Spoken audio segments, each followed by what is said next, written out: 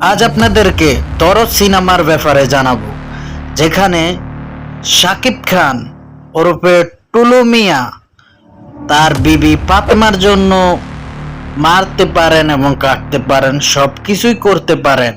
এমন একটা ডিপেন্ড গল্প যে তার বিবির কথা মতো পুলিশে সারেন্ডার করার জন্য যে কাণ্ড ঘটিয়েছেন তা দেখবেন এখন।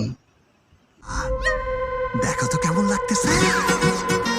তুমি তো বললে থানায় গিয়ে সব দোষ স্বীকার করবে।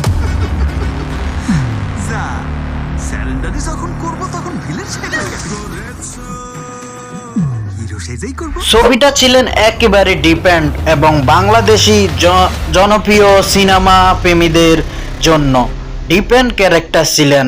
তা শাকিব খানের জন্য একেবারে আলাদা ছিলেন এই ক্যারেক্টারটা, এবং তা তৈরি করেছিলেন অনন্য মামুন। বাংলাদেশে প্রেক্ষাগৃহে এই ছবিটা আলাদা মাইল ফলক তৈরি করবে আমরা আশা করতেছি। ফাতেমা, আমি টুলু মিয়া, তোমাকে ভালোবাসি। বিয়ে করব। ছবিটির নামটি দরদ।